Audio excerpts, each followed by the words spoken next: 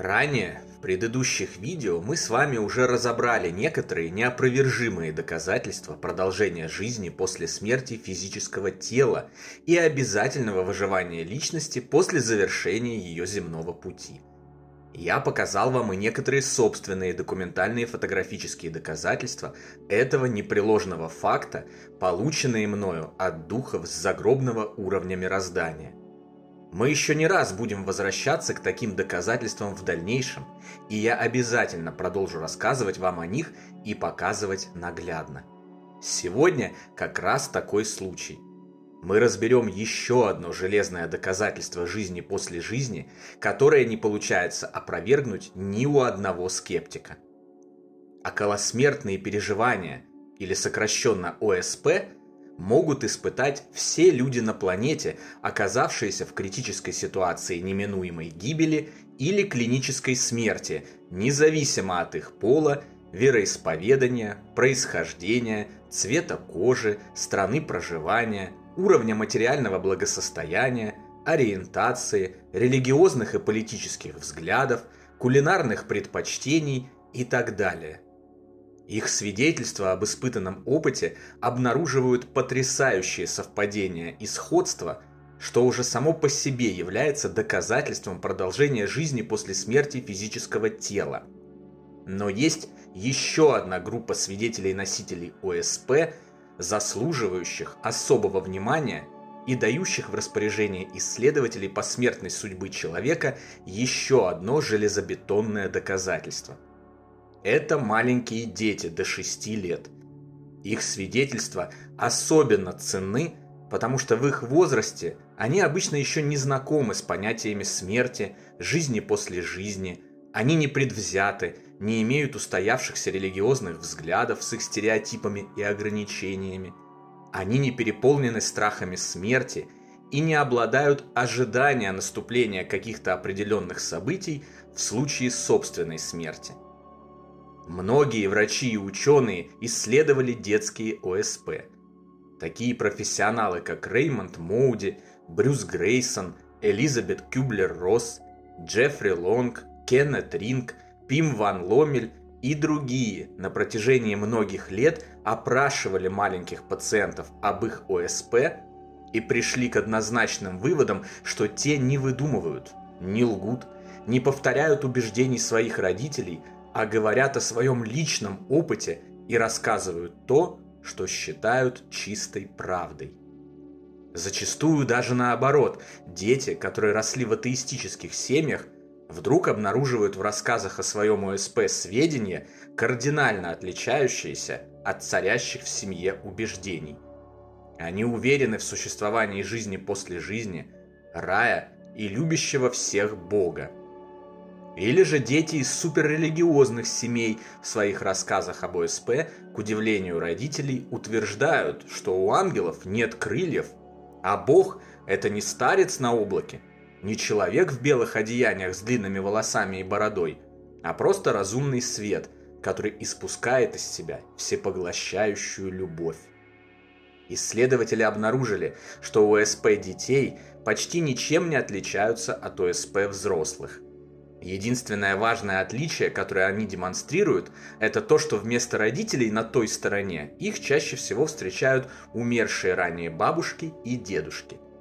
Но это наоборот лишь доказывает истинность нематериальной теории ОСП, поскольку родители таких детей все еще живы во время их околосмертного переживания, а как известно, проходящие через ОСП встречают в них именно умерших любимых. Так же, как и взрослые, дети в момент клинической смерти покидают свое тело, наблюдают его со стороны, видят своих страдающих родителей, пытаются сообщить им, что с ними все в порядке, но не могут этого сделать. Они проходят через туннель к свету, встречают существ света, которых могут называть Иисусом Христом, Буддой, Аллахом, Богом или ангелом, в зависимости от того, как они интерпретируют события. Смотрят ретроспективу своей прошедшей к моменту событий жизни. Видят своих умерших ранее родственников, прогуливаются по чудесным райским местам с великолепными пейзажами, и возвращаются в свое тело, будучи реанимированными земными врачами. Также, в отличие от взрослых, дети чаще видят своих умерших питомцев, которые радостно встречают их по ту сторону.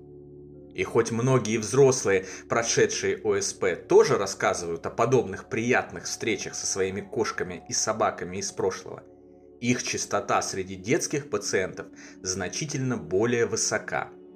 Возможно, это связано с непосредственной и большой детской любовью к своим питомцам, а как известно, именно искренняя любовь является главной силой притяжения на том свете.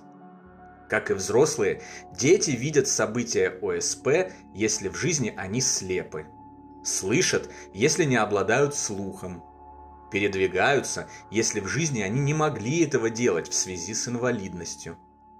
Так же, как и взрослые, дети общаются с существами света, отвечают на их вопросы, получают возможность решить, вернуться на Землю или остаться с ними, а также, как и многие взрослые, как правило, они решают вернуться.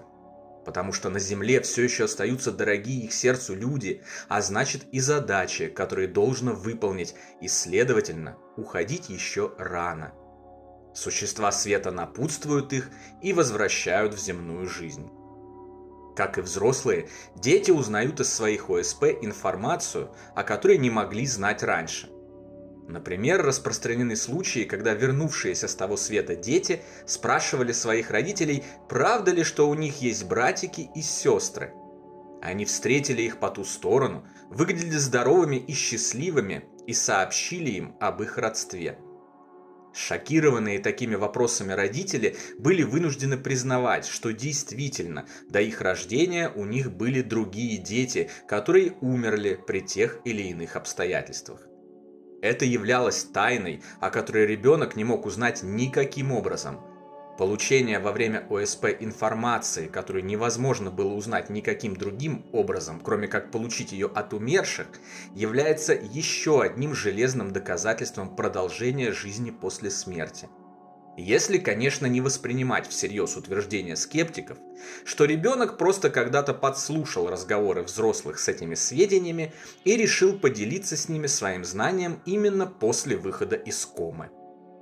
Не менее распространены и случаи, когда дети, очнувшись после клинической смерти, сообщали своим родным о смерти других своих родственников и о том, что они встретили их на небесах, хотя в тот момент об этом еще никому не было известно, и позже эти сведения, ко всеобщему удивлению, подтверждались.